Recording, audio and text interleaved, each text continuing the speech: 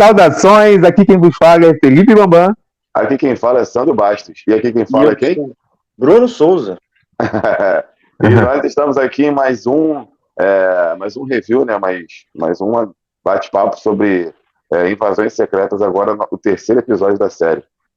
Exatamente, terceiro episódio aí lançado pela Disney Plus. É uma série que terão apenas 6 episódios, o que eu acho bom, porque não vai ter muita comoção do Disney, encheção de linguiça. E vamos bater esse papinho aqui sobre esse terceiro episódio. Chegamos à metade, quando encerrado esse episódio, chegamos à metade da série.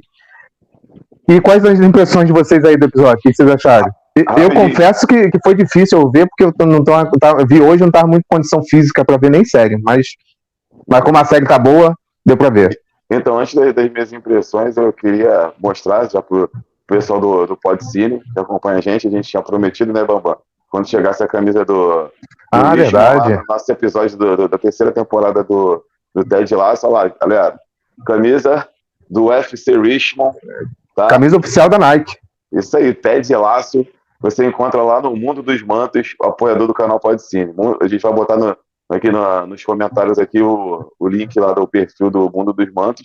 Qualquer camisa que você quiser, você encontra lá no Mundo dos Mantos. Até essa aqui, que é de um time que foi inventado lá pro seriado para jogar a Premier League. Agora podemos começar.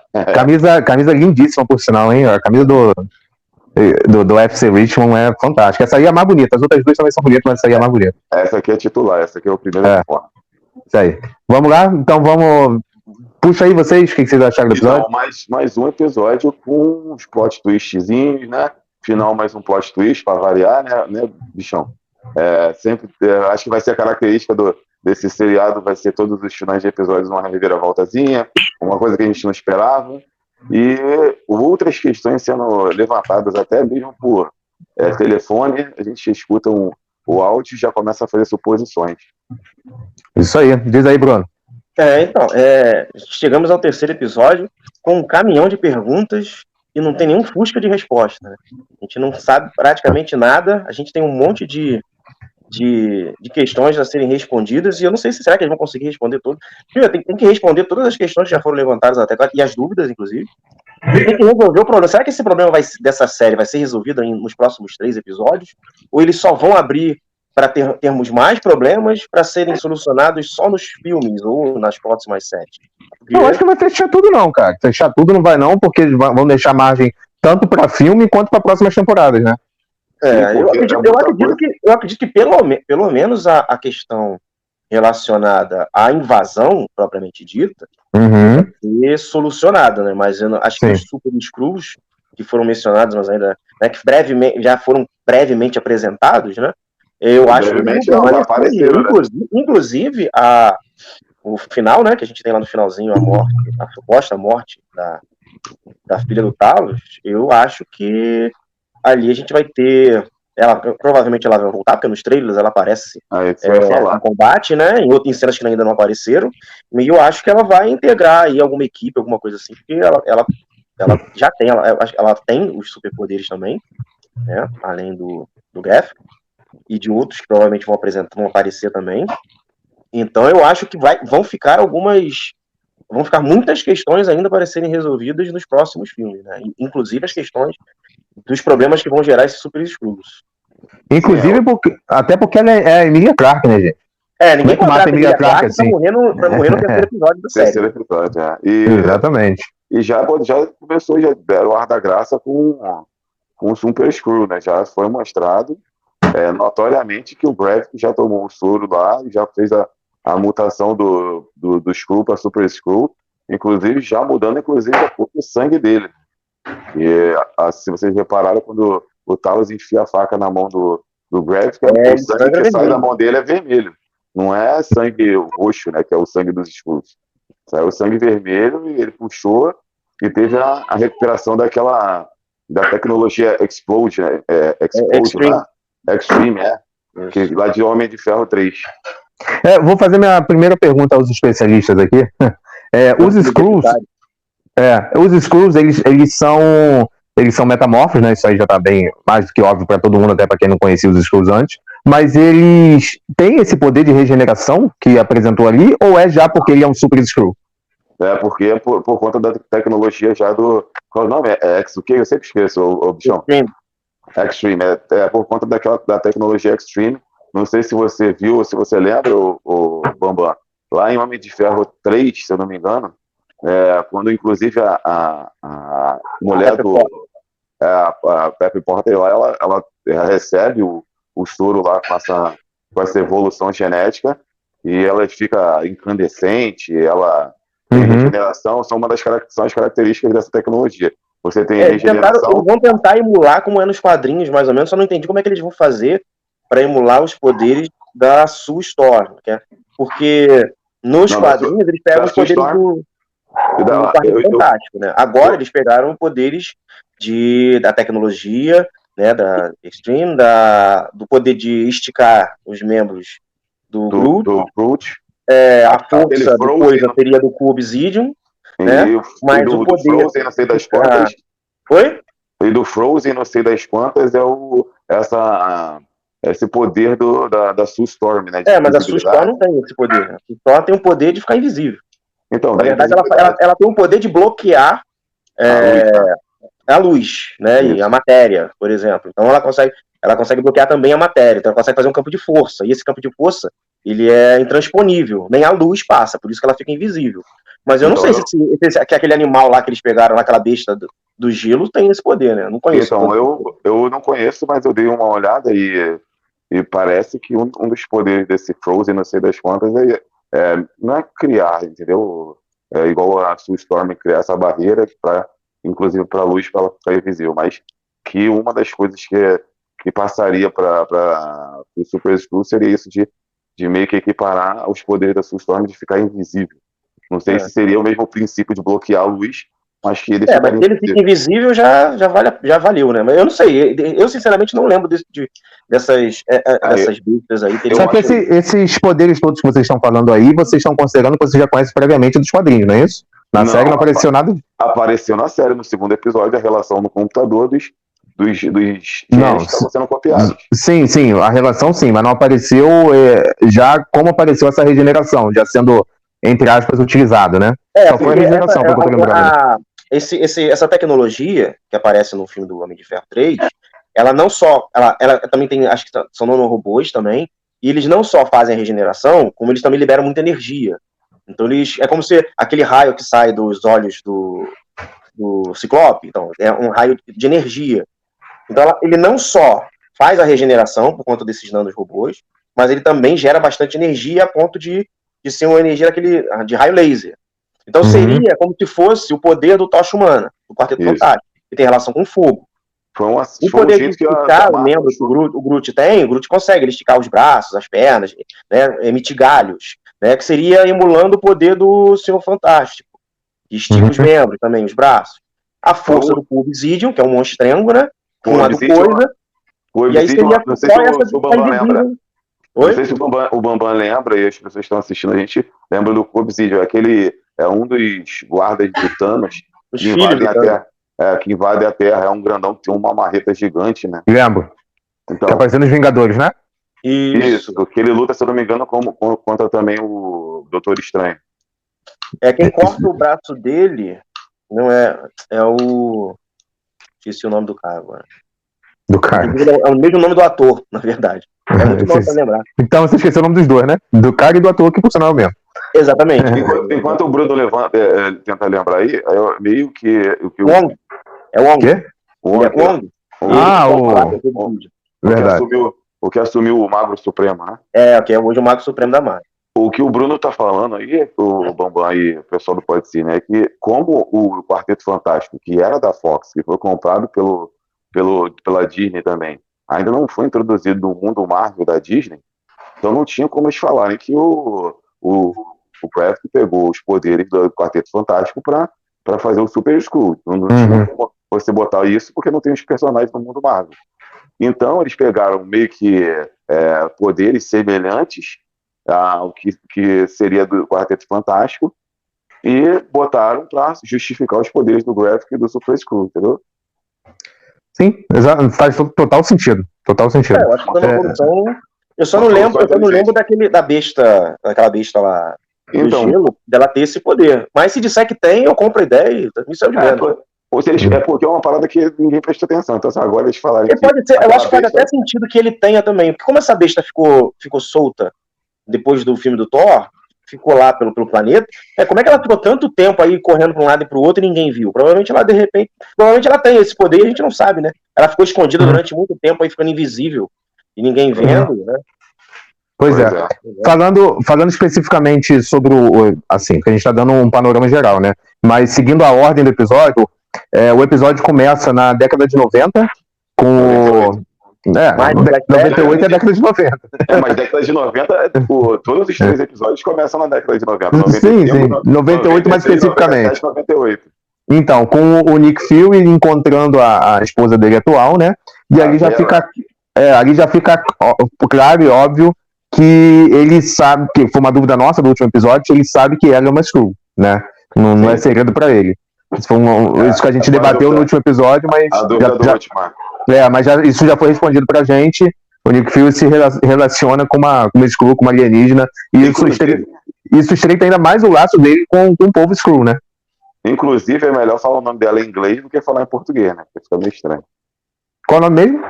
Em inglês é Vera, porque o A tem um som diferente, né? Se você falar em português, vira Vara. Tá.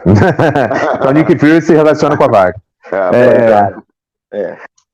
Então, isso aí já foi uma resposta para uma dúvida nossa. Resposta para dúvida e abertura para outras dúvidas, né? Não, sim. Qual até que nível foi esse relacionamento? O Nick Fury teve um filho com ela? E aí? Não, o filho, eu tô sentindo que esse filho vai aparecendo. Ou já apareceu? Não, pode ter aparecido, mas não como filho, né? Qual é o nome daquele maluco que foi recrutado? Eu esqueci o nome dele. Pode ser. Não lembro o nome, não. Beto. Battle. Roberto. Você viu?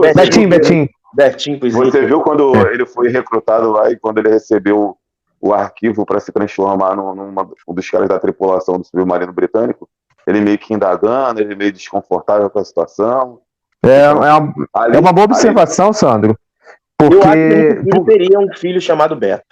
Para não levantar suspeita. Eu acho é uma boa observação que você fez agora, Sandro, porque esse cara aí, ele tá aparecendo desde o início de forma muito aleatória.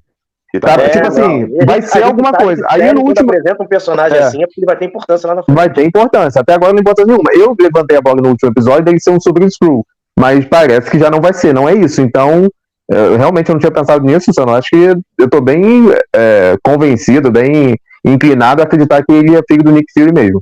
Bela observação. Que ele parece ser um espião de alguém dentro do povo Skrull, eu acho que é quase fato, porque, primeiro, ninguém tem um nome chamado Beto nos Estados Unidos, meu irmão. É o nome mais fake do mundo. É o nome mais fake do mundo, esse Beto.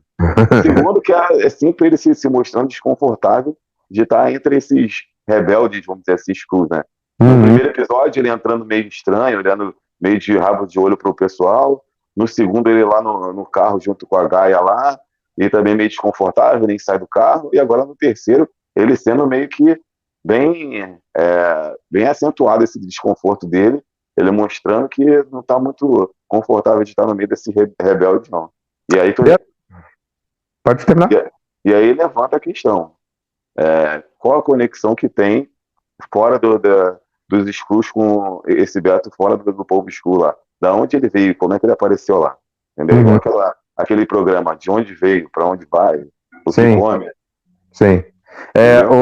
Realmente é um bom ponto. Isso aí eu acho que no próximo episódio a gente vai estar mais alinhado em relação a isso. Tem um próximo momento no episódio em que o Gravik, né? Por sinal, eu vou falar uma coisa aqui que vocês não vão achar nada a ver, mas eu não consigo não associar mais isso na minha cabeça. Eu acho o Gravik, tá até aparecendo aqui pra mim agora, eu acho o Gravik muito parecido com o Luizito Soares, atacante do Grêmio Uruguaio aí, se vocês forem reparar. Parece ele, depois de 10 anos no sol, a mais, mas repara só na próxima vez. Quando vocês forem olhar, vocês vão ver. Igualzinho o Luizito. Parece sim, a uns 4 km de distância com o olho apertado, realmente parece. Não, parece sim. Próxima vez que vocês forem ver o Gravik, vocês vão reparar que tem uns traços de Soares. Tem uns traços, os traços bem falhados mesmo, os traços. Então, aí tem aquela cena lá onde o Talos vai conversar com ele, né? Uma conversa tensa no restaurante. Que foi mais um excelente diálogo, mais uma cena de diálogo excelente. Eu já ia falar isso aqui agora, que foi a cena do episódio que eu mais gostei. E as duas cenas que eu mais gostei da série até agora foram as duas cenas de restaurante, né? E aquela e nessa cena, primeiro mostra um belo diálogo entre eles.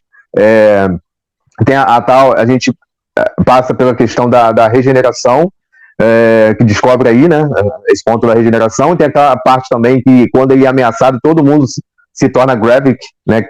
São os Skrulls guarda-costas. Mostrando ali o Gravik, mostrando nitidamente pro Talos o poder que ele tem. Isso. Em relação a todo mundo, que ele realmente agora ele é o general dos eu achei interessante nesse diálogo, porque o Talos ele levantou uma questão que eu acredito que seja justamente a questão que vai ser a resolução do problema lá no final. Porque uma coisa que a gente do quanto tempo que os Skrulls estão na Terra, as posições que eles já estão tomando, mas uma coisa que o Gravik ainda não tinha, ou ele ignorou completamente isso, ou ele está muito soberbo, e aí o Talos deixou bem explícito isso. O Talos, eu tava com aquela opinião que o Talos ainda vai virar o vilão, porque ele é naturalmente vilão e tudo mais. Eu mudei um pouco de opinião com relação a isso. Mudou por conta da cena após o restaurante.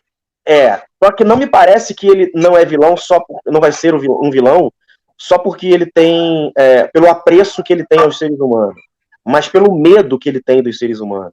Porque ele deixa bem claro, e se a gente volta nas histórias da Marvel, foi na Terra que um eterno, foi na Terra que dois eternos, na verdade, que dois eternos foram mortos, né? Na verdade foram derrotados, só que um foi pelos próprios eternos e o outro foi pelos seres humanos, né? Com alguns alienígenas fazendo parte do exército, mas a grande maioria eram de seres humanos, que venceu Thanos. A Terra também, né, conseguiu se livrar de um celestial que estava crescendo dentro do planeta. E aí ele deixa bem claro o poder que a Terra tem, que os terráqueos têm, de se unir e serem perigosos quando se sentem ameaçados. Né? Eles brigam entre eles, a gente briga entre a gente, a gente guerreia, a gente mata um ao outro, mas na hora que a nossa existência é colocada em xeque, há uma união do planeta inteiro contra qualquer tipo de ameaça. E parece que o Gravik está ignorando esse ponto, né? E que é justamente um medo do Talos. Ele ainda fala, ele pode estar levando a raça Skrull ao extermínio. Isso. Porque se o planeta se unir contra os Skrulls, pode ser que não haja piedade para ninguém, né? E parece que está sendo ignorado. E eu acho que esse que vai ser o ponto de virada do planeta com relação à invasão secreta. O Super Skrull ainda vai ser uma resolução que vai acontecer nos outros filmes. Por isso que eu acho que por mais que a Marvel não tenha prometido, quer dizer, tenha falado que não vai aparecer nenhum super-herói no seriado Invasões Secretas, que vai ser Não, apareceu. basicamente de espionagem. Não, mas ele não estava usando uma armadura. Sim. Eu acho que eles podem ter feito uma jogada para baixar nossas expectativas e no final das contas aparecer alguém aí. Né? Pode ser também.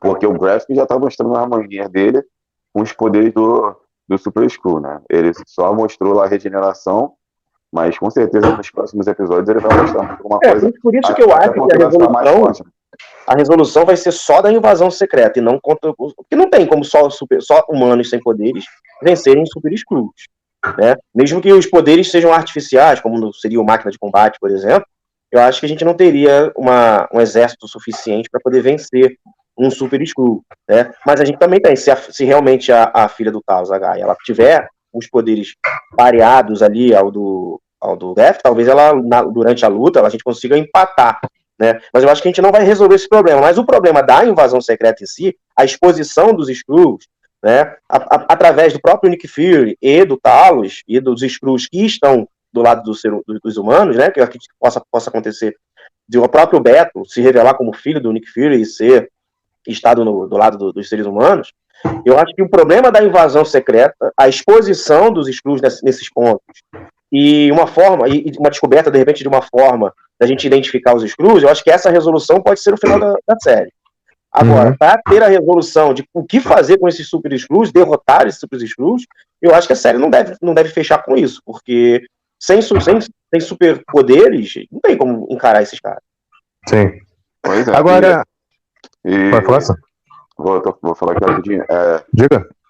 Inclusive, você falou aí sobre a Gaia já ter virado uma Super Screw e tal, mas o trailer, não sei se eles fizeram para também dar uma distraída na gente, dar uma maquiada.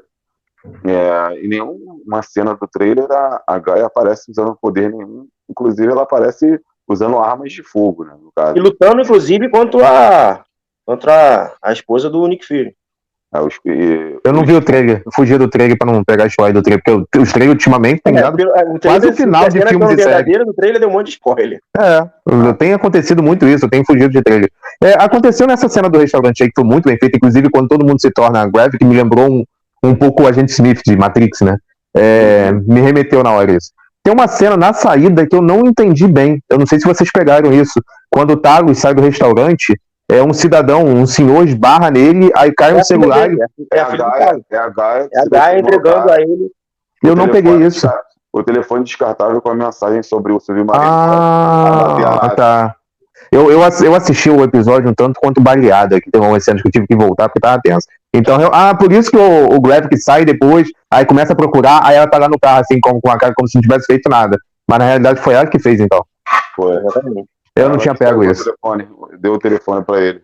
Aí, após isso tudo, é descoberto o plano Skrull lá, de um ataque através de um submarino do avião da ONU, que poderia desencadear na Terceira Guerra Mundial, e vai o Nick Fury, uma cena bem legal também, junto com o Talos, evitar que isso aconteça lá na casa de um general, né? De um general, que é um Skrull, né? Sendo que que só ele poderia parar através de uma senha. Então tem essa cena da invasão da casa, as cenas de ação não são em grande quantidade, mas as que estão sendo feitas são boas, bem feitas, isso. E aí, o que vocês me dizem disso? Eu gostei, foi um clímax bacana. Então, para mim, foi uma cena de ação bacana, inclusive o diálogo do Fury com o Talos no caminho, tipo, o Fury tentando mostrar pro Talos, né, tentando se impor sobre o Talos, falando que ele tudo que o Talos tem a partir dele, e o Talos mostrando que é o contrário, que tudo que o Nick Fury tem a partir do Talos, porque o Nick Fury só subiu na cadeia de comando da SHIELD por conta dessa rede de espionagem dos Skrulls. Aquela jogada, né, de palavras, e mostrando que o Talos meio que perguntando por que os humanos têm essa relação com os cachorros, né, que passeia, cata o cocô e tudo mais. E aí o Nick Fury falou que ele o Talos era o cachorro dele, que ele catava as merdas do Talos, e o Talos começou a jogar na cara dele. E isso já me despertou meio que a curiosidade, porque apesar do Nick Fury ser um cara muito incisivo, assim, ser um cara muito casca-grossa, eu senti um pouco de diferença do jeito do Nick Fury de lidar com as coisas, de falar as coisas. Eu já tinha meio que percebido isso nos outros episódios, mas esse parece que foi mais acentuado. Inclusive, quando o Talos entra e o Nick Fury fala com o Talos, e o Skrull lá, que é o general, imita a voz do Talos, falando que ele pode entrar, que tá tudo certo, chama ele de Nick, e ele percebe que não é o Talos, ele já entra com um moleque de refém, outra ação do Nick Fury, que eu meio que estranhei, por fazer um inocente de refém para poder conseguir o que ele quer. E aí isso despertou um pouco de curiosidade na minha cabeça. Será que esse Nick Fury é o Nick Fury de verdade? Será que ele não é também?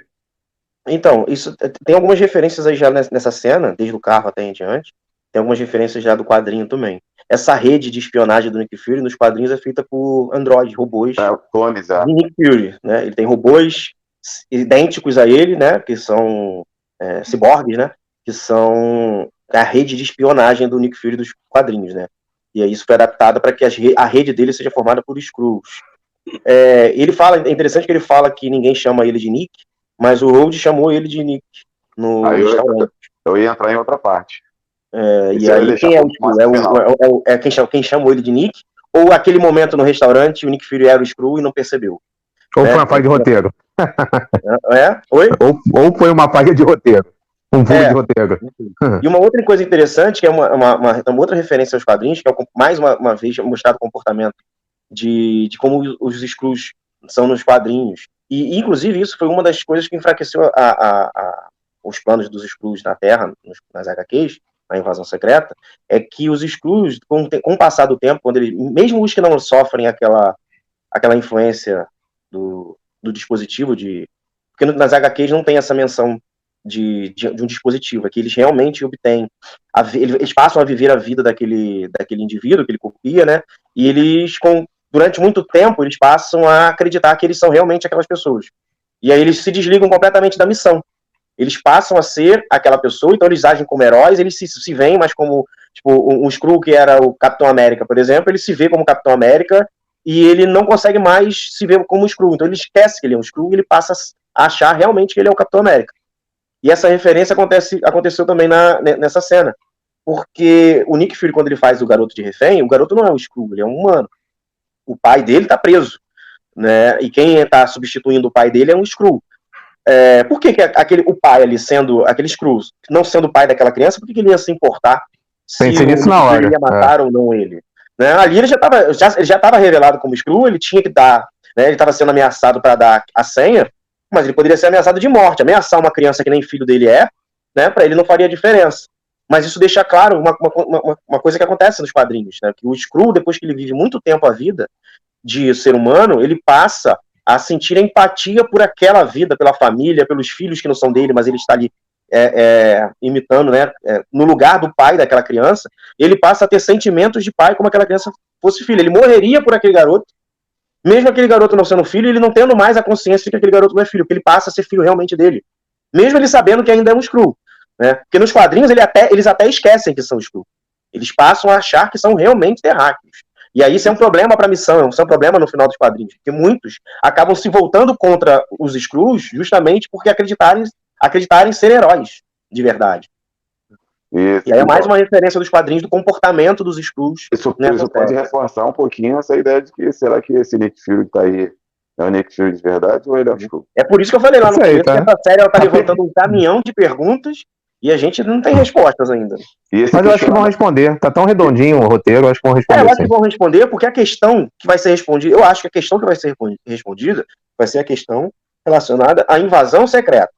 O Super Skrulls é um problema que vai surgir nessa série, mas ela vai continuar. Isso. Inclusive, eu acho que a tecnologia da série que foi usada para formar o Super Skrull vai ser a mesma que vai formar o Hulk vermelho e provavelmente algum outro super-herói vai aparecer, ou um vilão vai aparecer através dessa nova tecnologia.